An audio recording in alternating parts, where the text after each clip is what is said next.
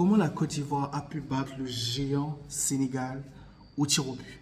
Les amis, dans cette vidéo, je vais vous expliquer un peu mon analyse de ce match de la Côte d'Ivoire et du Sénégal.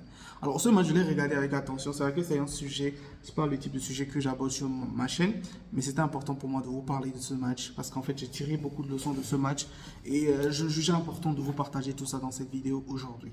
Et je vais vous expliquer aussi comment ce match pourrait vous enseigner des choses dans votre vie de tous les jours, dans vos projets, etc. Alors, repartons du contexte que le Sénégal était champion du monde en titre. Et en fait, le Sénégal a fait 3 matchs, 0 clean sheet, c'est-à-dire tous les matchs, ils les ont gagnés 3 points, 3 points, 9 points. Alors que la Côte d'Ivoire avance un peu à part de tortues, des fois ils échouent dans des matchs, etc. C'était pas luisant comme performance pendant la CAN. Mais en fait, comment ça s'est passé qu'un underdog, les Américains appellent ça un underdog, c'est-à-dire quelqu'un qui on ne comptait pas, arrive à battre presque la meilleure équipe de la CAN jusqu'à actuellement, parce que là, le Sénégal passe, le Sénégal écrase tous les adversaires. Alors que la Côte d'Ivoire, les 2 derniers matchs de la Côte d'Ivoire, ils les ont perdus. Le Nigeria les a battus, la Guinée équatoriale les a lavés 4-0. Mais comment ils ont pu gagner ce match-là? Je pense que ce qui s'est passé dans ce match-là, entre la Côte d'Ivoire et le Sénégal, c'est ce qu'on appelle avoir faim. C'est-à-dire, tu pouvais sentir, j'ai suivi le match, j'ai suivi tout le match, tu pouvais sentir que les joueurs de la Côte d'Ivoire avaient faim. En fait, je pouvais lire sur le visage des Ivoiriens qu'en fait, c'est des gars qui se disent on a tout à perdre, on n'a rien à perdre, il faut qu'on empêche le Sénégal. Parce qu'en fait, dans ce match, j'ai vu un Sénégal très luisant. Hein. Le Sénégal a été incroyable.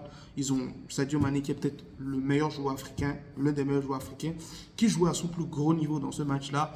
Mais en fait, le souci, c'est pas avoir les meilleurs joueurs dans ton équipe. Mais le souci, c'est à quel niveau est-ce que tu veux ce que tu veux obtenir dans la vie. C'est-à-dire, les Anglais disent I want it so bad.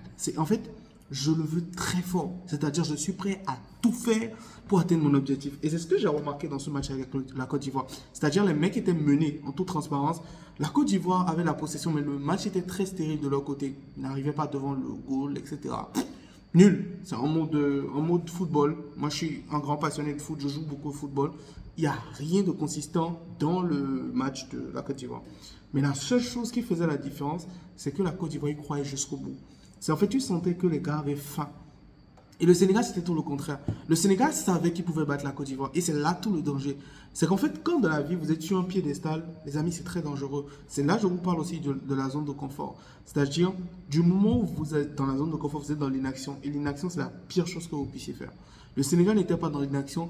Mais à un moment donné, ils se sont dit, parce qu'ils ont marqué après la 4e minute, ils se sont dit, de toute façon, c'est la Côte d'Ivoire, je vais les écraser et tout. Mais c'est là toute l'erreur. C'est qu'en fait, si vous voulez réussir dans la vie, vous n'avez pas besoin d'être le plus brillant, vous n'avez pas besoin d'être le plus fort, mais vous avez besoin d'être celui qui n'abandonne jamais.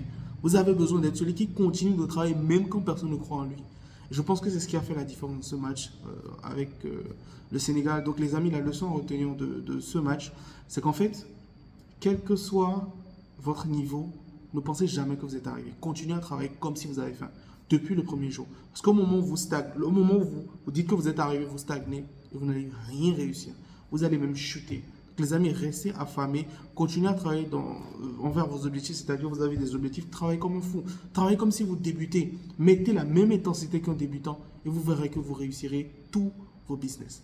On se retrouve dans la vidéo de demain. À très vite les amis et n'oubliez pas de vous abonner à la chaîne.